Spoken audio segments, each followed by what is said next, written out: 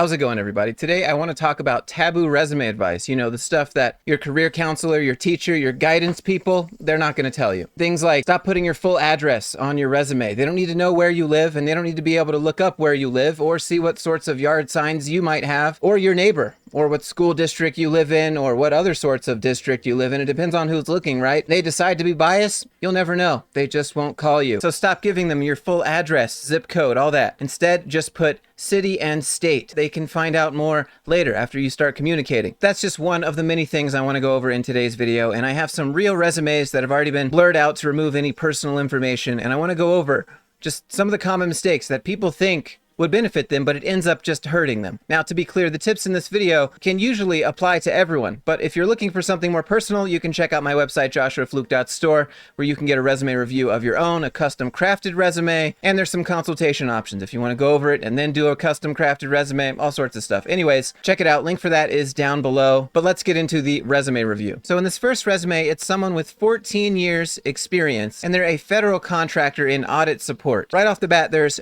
this red flag right here, strategic leader with 14 years of experience. And you're thinking to yourself, wait, Josh, why is that a red flag? Well, the reason is that's one of the quickest ways that leads to ageism. Yes, they can find out how many years of experience that you've done by looking at the dates, but it's better they do that than you just say it up front directly like that. I understand you want to communicate your seniority and experience, but again, do that in the bullet points. This is one of those things that you can just totally leave out that most people think they have to include. Now, the next thing here, someone with 14 years experience you would think would have a name and a professional title. Who are they? What are they doing? Where do they want to go? Now, before we get into the professional experience section here, generally speaking, there should be a skill section right about here.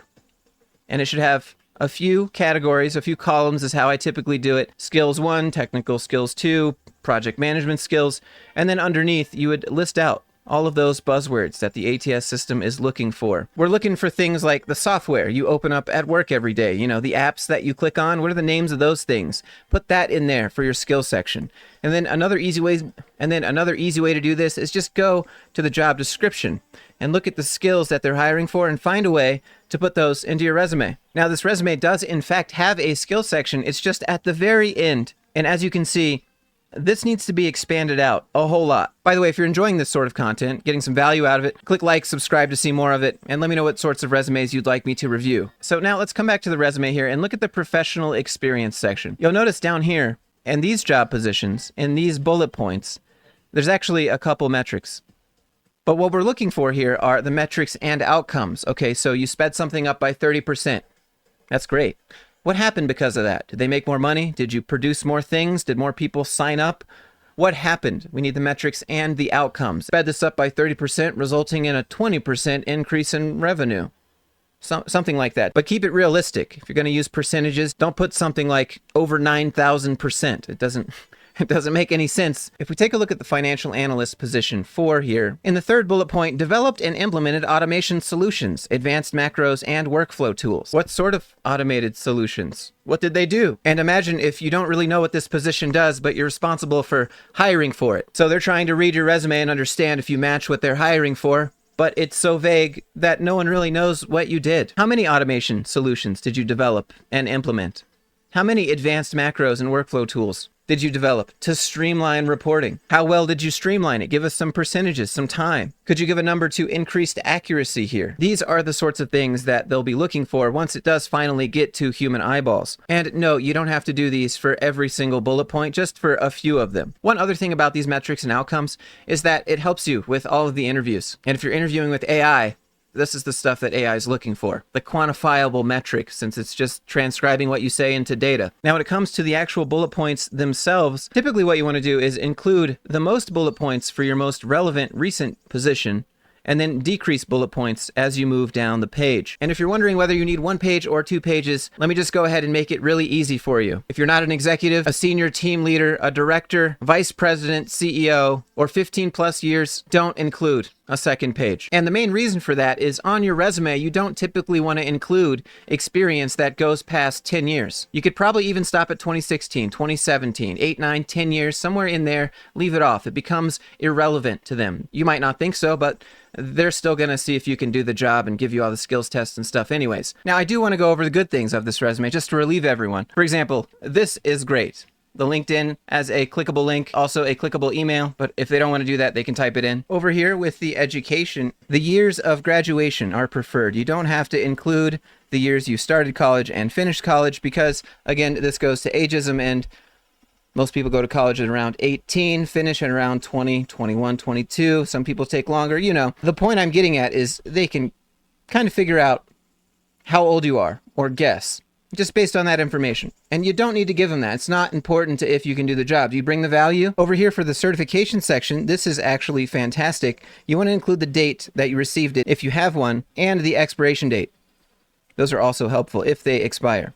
You have to remember they probably have a lot of other resumes to scan through and even see if they're worth looking at. So you want to give them everything they want up front, which are your skills, education, certifications, and then metrics and outcomes inside of your bullet points. All the other stuff you don't really have to give them. You don't even have to say references available upon request. They'll ask if they want references, and then there you go, request it. And when it comes to hobbies and things you like to do in your free time, unless you're a recent college graduate or what you're doing is directly related to what you'd be doing at work, just don't put it on there. It can lead to bias, a whole bunch of assumptions that could be incorrect. That's the whole problem here. People assume, and they can be wrong, but you'll never know because you just didn't get the time of day. So you just want to keep it as simple as possible. The person reading your application might not be someone that even knows what they're reading. Let's take a look at this resume, 8 years of experience. Again, up here in the personal summary, they mention 8 years. You could take that out and let them find that out with your job titles and bullet points. This is good. Up here we have a name, a title, and another title.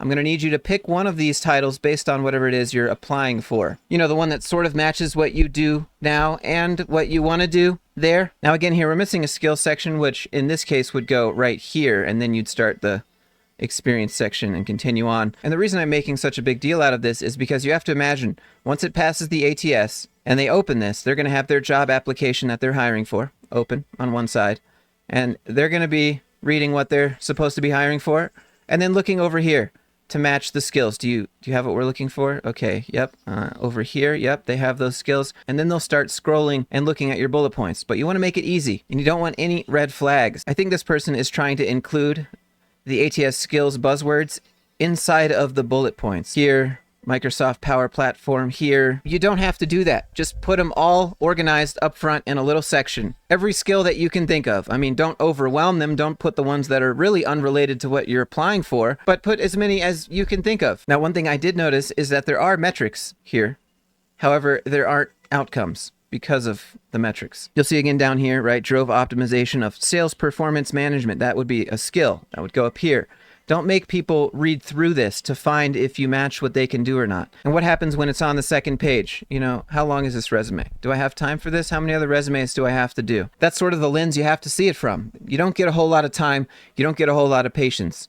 I think you'd probably get more time and patience if you just give them exactly what they're looking for, which I already said are the buzzwords, skills, metrics, outcomes, a professional title, a professional summary, and not too much more. Anyways, I think that is enough Taboo advice for now. If you're looking for some Taboo resume advice of your own, for you specifically, you can check out my website, joshuafluke.store, down in the description, where I have, again, where I offer custom crafted resumes for your specific background, or just where I offer resume reviews or custom crafted resumes or consultations if you want to go over it, and then we make your resume. And there are some courses and templates in there as well. Thanks so much to myself for sponsoring myself today. If you enjoyed it, leave a like, subscribe to see more content like this. Let me know what types of resumes you'd like to see on the channel. I've seen them all: CEOs, unemployed, student, overemployed, job gaps, criminal background, you name it. I want this series to have something for everyone. So let me know down in the comments. But having said all that, I hope everyone is doing really well, and I'll see you in the next one.